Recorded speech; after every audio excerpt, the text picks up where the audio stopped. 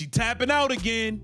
She's quitting on her team again. The facts was she had not finished any season. Her rookie year with the Sky, she tapped out. She did not finish with Unrivaled. She tapped out, didn't even show up to the playoff games. Angel Reese is delusional if she doesn't think that her teammates, don't see what's going on and probably despise her. Because we heard, man, earlier this season. That's it. I've done what I had to do. I don't need to stick around for all this losing. She's been saying her back hurts. Nobody knows anything about the injury. Nobody knows. She was supposed to be the Bayou Barbie, the once-in-a-generation superstar who would carry the Chicago Sky into a new era. That was the hype. The reality? She's become Meltdown Barbie, and her on-court performance is the last thing anyone is talking about. Angel Reese is freaking out after the Chicago Sky reportedly suspended her, and the meltdown couldn't be louder. From mysteriously convenient injuries to skipping the league's biggest rivalry games, she's turned into a cautionary tale. Fans are now asking the one question no franchise player ever wants to hear. Is she even a baller anymore, or just another Instagram influencer in sneakers? You can constantly post on Instagram what you're doing. You can constantly post on Instagram your fashion. Like, you could constantly do all of these things where you need your back, except use it on the basketball court. And then this season, post All-Star break, it seemed like that is all she cared about. She realized this team stinks. Tyler Marsh is a bum. Jeff P's a bum. They all stink. I'm not taking that away from her. Let's start with the most mysterious injury in the league. Angel Reese is back. And I mean mysterious like a Bigfoot sighting. For weeks, she's been listed as day-to-day, a vague designation that tells fans absolutely nothing. There have been no medical updates, no MRI results, no rehab clips, not even a fake doctor's note scribbled on a napkin, just pure deafening silence from the organization. Meanwhile, her social media has been anything but silent. She's had plenty of energy for Instagram posts, Reebok promo shoots, and showcasing her latest fashion fits. You can apparently do all of these things with a bad back, everything except play basketball. That Angel Reese basically quit on the team. That's how I feel. That's an opinion, not factual. It looks like it. I think that they are probably not too pleased with her. And while this disappearing act was taking place, the Chicago Sky were rotting at the bottom of the standings, holding a glorious 8-24 record. They were eliminated from playoff contention in June. Do you know how catastrophically bad you have to be for your season to already be over by the time summer starts? And as this disaster unfolded, Angel Reese wasn't suiting up, wasn't trying to lead, wasn't even pretending to care. Fans wanted a leader to fight with them through the tough times. Instead, they got a disappearing act in designer clothes. No matter what, the Chicago Sky will not make it to the playoffs. So whether you show up now or later or earlier, you had to miss enough games so that the blame could not be on you. But the crazy part is, this isn't even new for her. This whole injury excuse factory has been running on a predictable schedule for 3 years now. You can literally set your watch to it. Let's go back to her rookie year in 2023. Things got tough for the Sky, and Caitlin Clark started pulling away in the Rookie of the Year race. And then, boom, suddenly Angel's wrist was hurt and she couldn't finish the season. How convenient. Then came the Unrivaled League, her big chance to shine on a new platform. And what happened? She ghosted her team before the championship game. She didn't just skip playing, she didn't even show up in street clothes to support them. And by the way, they went on to win the whole thing without her.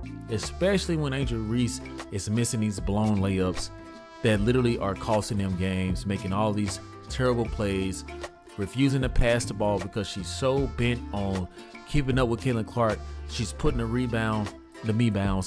she's grabbing the ball and putting it back up.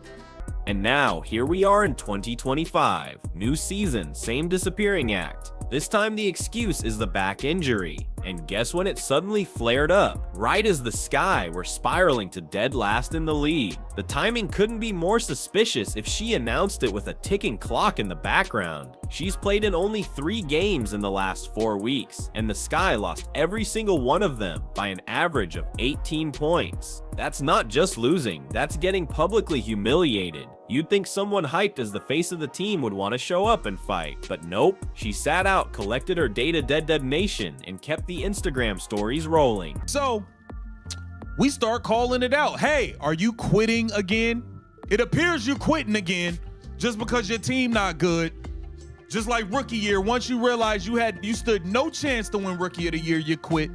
If you think this pattern of behavior is unacceptable for a franchise player, hit that like button and tell me in the comments what the team should do. Tyler Marsh is a bum. Jeff P's a bum. They all stink. I'm not taking that away from her. I'm not blaming her for the higher-ups being trash and the roster being horrible. The league tried so hard to sell us this rivalry. Angel Reese versus Caitlin Clark, the two faces of the league head-to-head. But how can you be someone's rival if you're never even around to compete? Reese refused to travel with the Sky for their rivalry games against the Indiana Fever, the very matchups the entire league had circled on their calendars. These are the games that draw fans, that move the needle. But Angel didn't bother. She didn't suit up. She didn't sit on the bench. She didn't clap from the sidelines. Yet somehow she had no problem traveling for All-Star Weekend or for sneaker launches. Apparently, her back is allergic to charter flights with teammates, but feels perfectly fine for brand deals and photo ops. She's injured, right? Always injured. It was the wrist, and then rivalry, it was something else. And now, guys, it was her back, well, her leg, then her back. Meanwhile, Caitlin Clark was dealing with a legitimate groin injury, the kind you could actually trace to a specific play on the court, and she was still traveling with her team, still sitting on the bench, still leading huddles. That's what a professional looks like. Angel Reese is looking like the opposite. What makes this even more unbelievable is the lawsuit drama hanging over everything. Reports are circulating that the Chicago Sky actually sued her for abandoning the team mid-season. Let that sink in. What makes it even worse, guys, she comes back and she says, I want to hoop. Meaning like, okay, I'm done with this, with all of this play around stuff. I think that I'm bored now. I actually miss being on the court. I want to hoop. I want to put on the shorts that... They sued their own supposed franchise player. Do you know how pathetic it has to get for your own team to take you to court? That's not just drama, that's a 5-alarm soap opera. And what about her teammates? They're allegedly so fed up they have separate group chats that exclude her. Imagine being so toxic that your own team doesn't even want you in the text thread. That's not leadership, that's a massive red flag waving in your face. And Angel Reese, feeding into this villain narrative, painted a bigger target on her back that she did not necessarily need. Angel Reese could have went a completely different route. Even the front office couldn't keep quiet. The team's GM, Jeff Pagliacca, went public flat out saying he needed to see more from their so-called superstar. When your own boss is going on record and practically begging you to do your job, that is about as embarrassing as it gets. This criticism isn't just coming from fans or management either. Legends of the game see it too. Lisa Leslie herself ranked Reese as a C-tier talent compared to Caitlin Clark's A-tier. That's a Hall of Famer's judgment, not some anonymous troll on Twitter. But this is what Angel Reese wanted. She wanted to be the villain. They don't just watch the WNBA because of one player, that one player being the Caucasian chick, Caitlin Clark. They watch it because of me too. And here's the harsh reality. The numbers don't lie about the Sky actually look better without her on the floor. They play faster, with more energy. The ball moves around instead of getting stuck in forced post-ups while she chases her stats. The team just breathes easier without having to feed one ego, possession after possession. Her absence has become addition by subtraction. After the game, she said it was ugly. Very ugly for me. But I tried to push through as much as I could for my teammates because I know they need me out there. Okay, it's not clear what the disconnect is between Reese and the organization, but her comments revealed that the recovery process did not go smooth. And let's talk about her priorities. Angel Reese spends more time promoting her sneakers than actually lacing them up. She hyped up her Reebok sneaker launch like it was the second coming of Air Jordans. Yes, you heard that right. A player averaging 14 points on the worst team in the league is really out here comparing her shoes to Michael Jordan's. At this point, it's not just delusion, it's comedy. And where did she take this circus? To Indiana. Not to face Caitlin Clark on the court, but to stage a Reebok promo stunt right in Clark's backyard.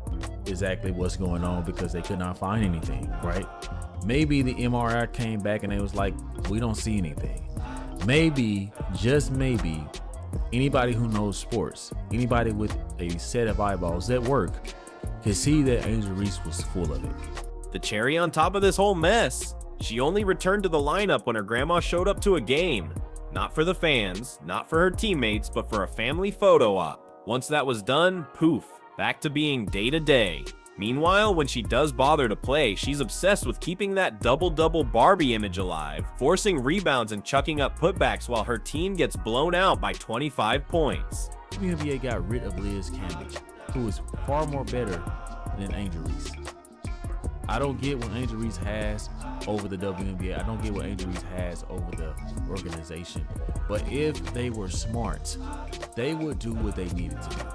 The numbers of the so-called rivalry tell the whole story. The Indiana Fever are 7-1 against the Chicago Sky over the last 2 seasons. That's not a rivalry, that's a beatdown. In a primetime game on ABC, the matchup drew 1.3 million viewers, the lowest rated game between them since they entered the league. The message is clear. Without Clark carrying the hype, nobody is tuning in just for Angel Reese. Clark is the draw, Reese is the drama. She wanted to be the villain. They don't just watch the WNBA because of one player, that one player being the Caucasian chick, Caitlin Clark. They watch it because of Me Too. Me Too, right? It says here that after the game, she said it was ugly. In the end, she was hyped as the Bayou Barbie, but has quickly devolved into Meltdown Barbie. She's hiding behind a suspicious back injury while her team crashes and burns. She's been sued by her own team, shaded by her own GM, and sidelined by her own teammates. She skips the biggest games of the year, but shows up for sneaker launches. The media narrative is already cemented. Clark is the fighter and Reese is the faker. And in sports, perception is everything. One is building trust in the WNBA, while the other is eroding it, one day-to-day designation at a time.